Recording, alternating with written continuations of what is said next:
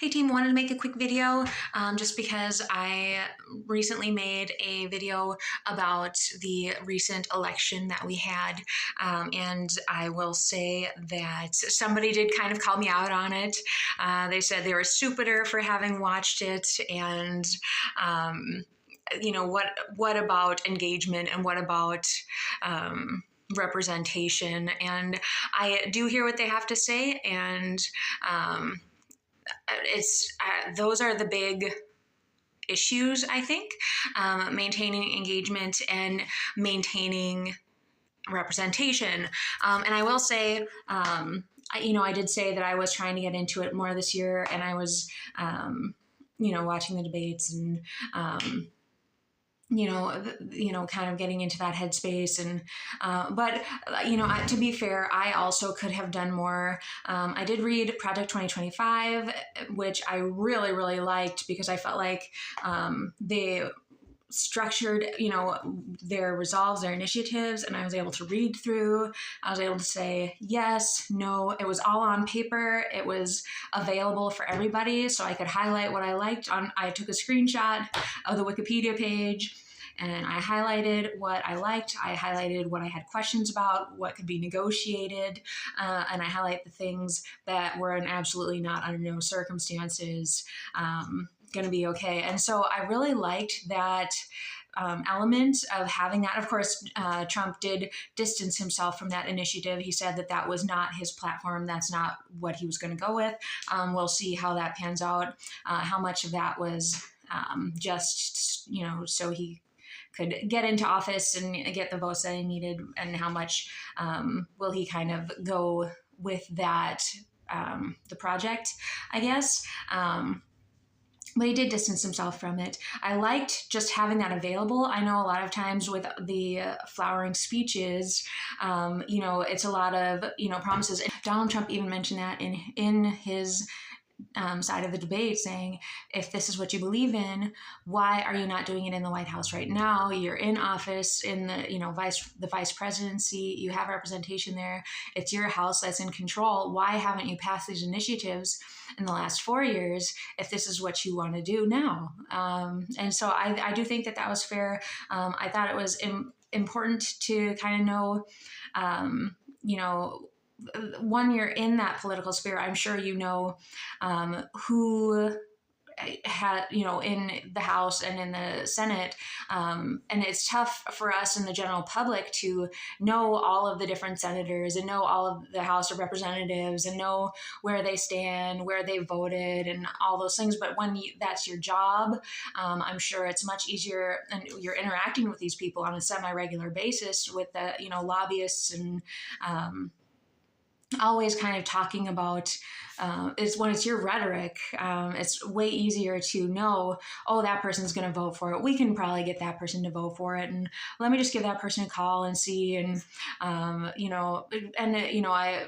was able to kind of see the interactions a little more, watching the movies and the TV shows with the wheeling and dealing kind of, well, maybe we could be a little more flexible on the bill that you want to talk about if you are willing to concede and sign this one if you say yes. And there's a whole lot of negotiating, and because everyone's got those issues and those initiatives that they're trying to push forward all of the time.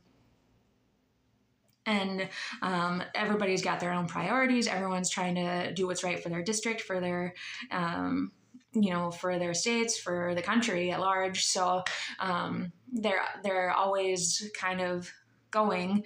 And of course, that's another thing. How many days are our senators and our House of Representatives actually in office, and what is the attendance like, and how many days do you have the quorum above quorum, how and the attendance, you always see that they're off vacationing, or just cheesy things. And that could also be more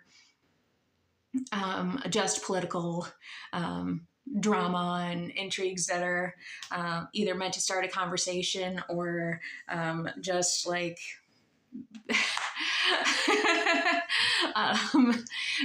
just a dramatic thing. But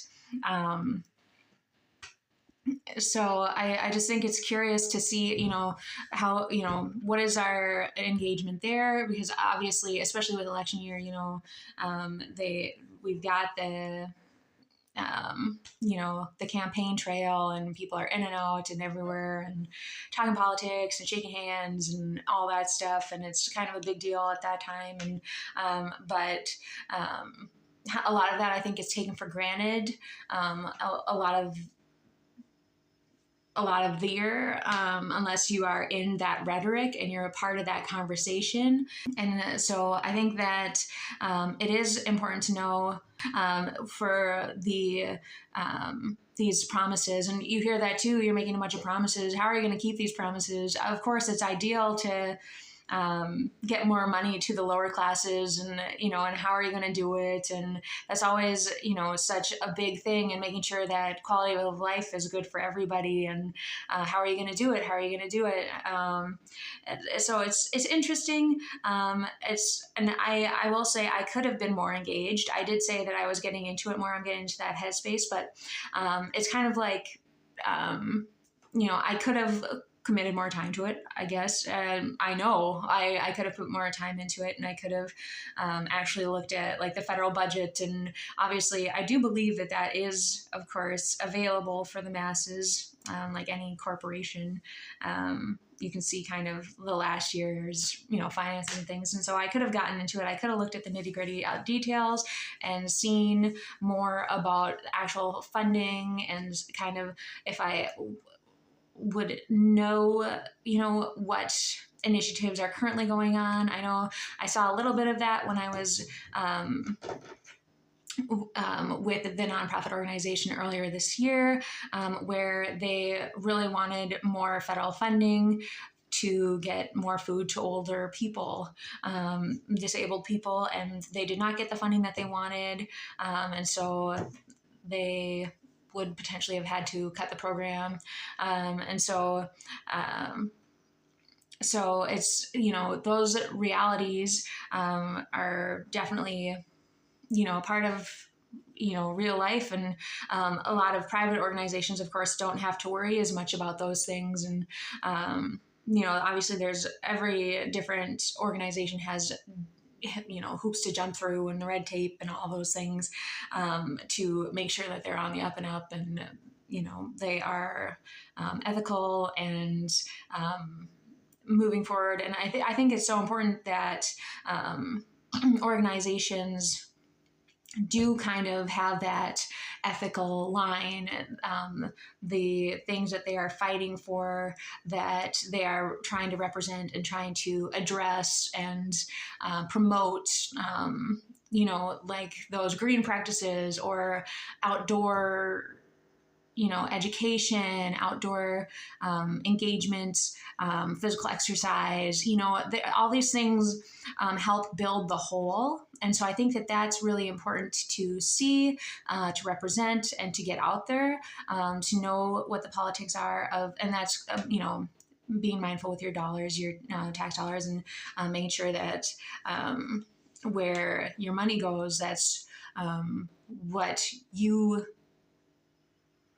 that's where, where your attention goes, where your money goes, that's who you are. And that's what you want to promote moving forward. And so I think, and I kind of mentioned this to the person who had critiqued my previous video, that having that representation this day and age, a lot of people don't necessarily vote, or it's hard to be engaged with every representative, everybody who's running for like, and local as well as state and federal levels, knowing the school board members and all these different people, and I obviously don't have children right now, so that's not really a part of my rhetoric right now, but of course I did go to school and I wanted to be an educator for a long time, so I could kind of stick my nose in that world and dabble there and say, hey, blah blah blah blah blah, and actually that would be very good. I'd love to help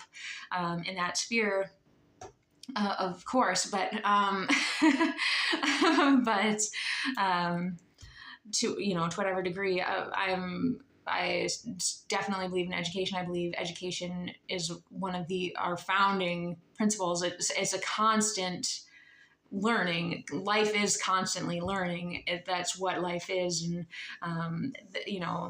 you're always having access to these new materials and these new influences, and how you deal with them. That's learning. The behaviors and things like that. That's always going to be learning. So that it's such a big deal, and it's so integral into our past, present, and future. But it's all about how much time you commit to it, and those connections. And so maybe, frankly, I should get more political. Like I said, I haven't really gone too political. I've not done too many posts and things like that. I think it's about time, because I do believe in these initiatives. I do believe in making the world a better place. And so, looking for those sustainable options and things like that. So,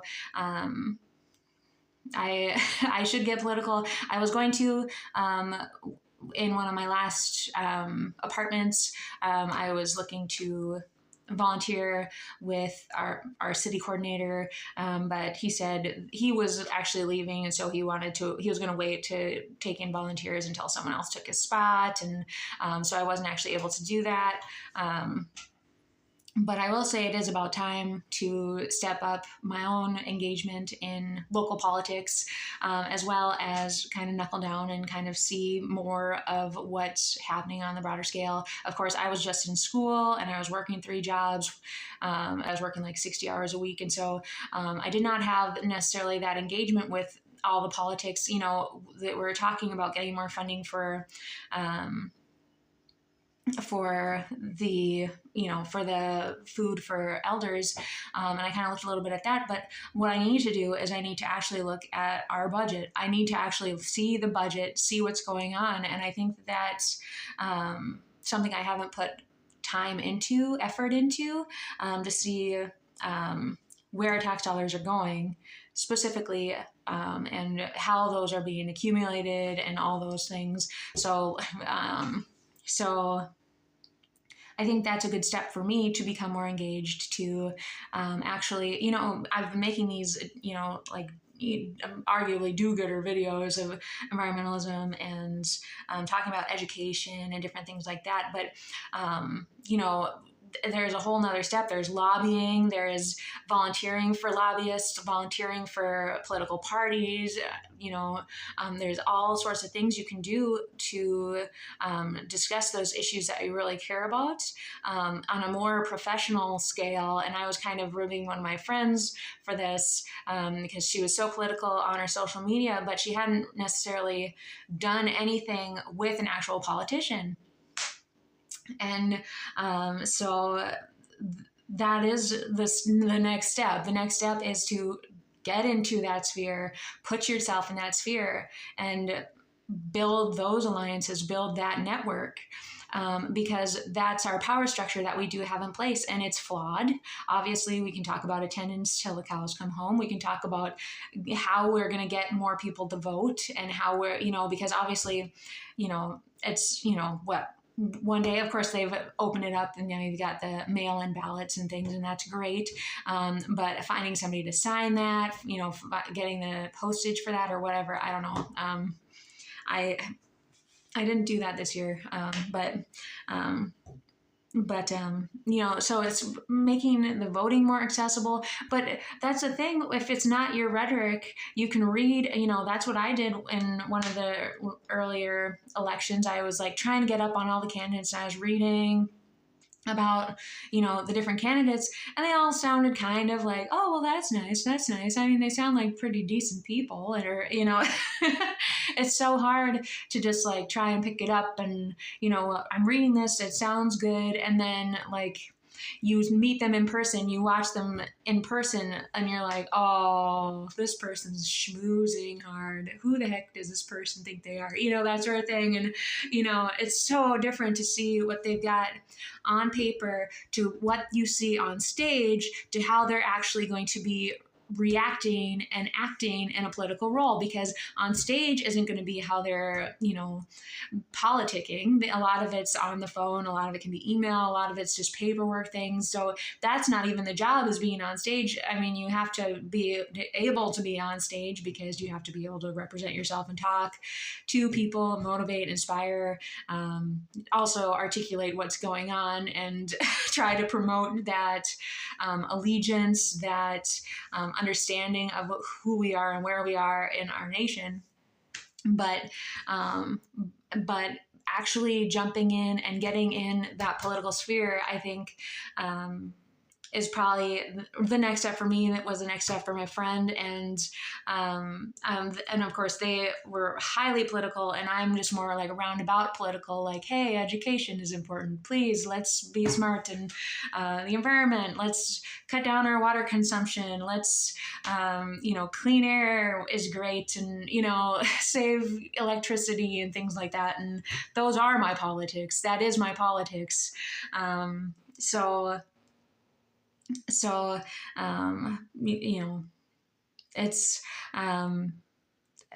less. I would argue that.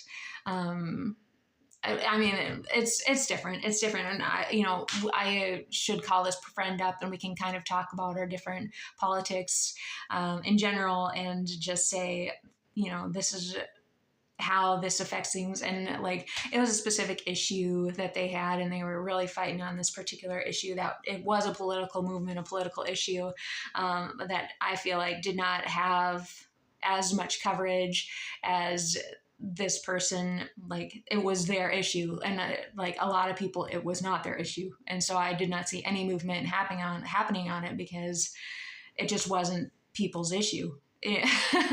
And so and that's tough. Like, that's a lack of engagement. And it was very important to one person, how many people, but not enough people. And how do you get that engagement there? People were dying, and that's a big deal. And, where we put our money again is, and how much can we influence where our politicians are willing to put our money? I do agree that I do not want to promote the murdering of other human beings. That's not who I want to be. That's not how I want to represent our country. I'd rather find peace through delegation, through legislation, through negotiation, through education. I'd rather see it through education. That's my standpoint. And so I do agree on that front. We were providing weapons, and I don't think that was the best choice. And a lot of people were dying, and it was something that we definitely really do need to talk about. We should talk about. And I didn't post a video, and now that we're in the headspace and we're talking politics, I don't see why I didn't just post a video, frankly. But so great, good. But yeah, so this is about engagement, and it's about representation. And of course, how do the people who are representing us get to know us if we're not there? And I think that, I made the comment, big data is going to have to represent us, because we're not showing up. They're not showing up. We're not making it happen. There are too many lags in the system. It's not working. And so that's kind of a debate topic, a discussion topic, of how much the big data, how mindful are we with what we're consuming through big data? How much of that can be representative of us? How much of that would we want to represent us versus how much would we not want it to represent us? And then who's getting that information, what are they doing with it, and then that comes, I think I made a video earlier this year too about the power structure, the hierarchy, or maybe I was just talking on the phone for that one because we were discussing big data and the algorithm and figuring out the algorithm, how it plays and what information gets put in front of whose faces, when and why and how. And yeah, I think that I got to see a lot of the good sides of the politicians' arguments for where they wanted the country to go. But I liked having it all written out and in good detail. I would love them to take it a step farther and start talking about the budget and how they're going to work the budget to make these goals. Because again, a lot of it might be false promises. Donald Trump comes in, where do you got the votes for that? And if you're in that rhetoric, it's easier to tell, who would vote for that, who wouldn't vote for that. And I don't like how much pull Donald Trump had. Apparently he had, stalled a bill that everyone kind of agreed on, so he could talk about it for his platform. And the fact that he has that much power is a threat to democracy itself. And I think that that's counter to what we want. But we also have to know that happens. We have to study how that happens. That's the kind of power that can lead a country. Clearly, if he can literally just stop politics from happening by saying, don't do that. Obviously that's a lot of power, that's a lot of sway, and that's what other countries are going to see too in a global arena, global format. So that's not necessarily, like I said, it's not the power that we need, and from my perspective, but it's the power it's that type of power that shows power. That shows strength, that shows leadership. And so how can we have that kind of power while maintaining democracy and while maintaining representative data? And, so it's tough. It's tough. It's very, very tough to figure out how to represent everyone and how to represent yourself. And obviously I've been making videos to represent myself, my politics, who I am. And I still got those comments. You're a whore, you're gay, and you're all these things, homophobe, and, so just, you're going to get that stuff. But, I think if you actually watch who I am, you're going to see that that's not really the case. And I think that that's what, to a certain extent, you can kind of see that in Donald Trump's relationship with the public. He's been in the public sphere for a very long time. And so it's easier to see who he is. Whereas a lot of the Democrats, they've been in the sphere. Like Biden was in the sphere with Obama, and but a lot of the politics are very much on a local scale until it's the federal scale all of a sudden, and then there's no sway there. It's just out of nowhere. You have to build that rhetoric. You have to build that power, and so. So that's just a factor in figuring out how to maintain that representation. I'd say that fair, accurate representation for all peoples is the most important element, and that engagement. And that's where representation comes in. That's, where engagement comes in. And it's kind of like they're so interconnected. So let's talk about it. I want to hear your thoughts. This is another way too long video. So, but I'm going to post the other video I just made about politics, and let's talk about it.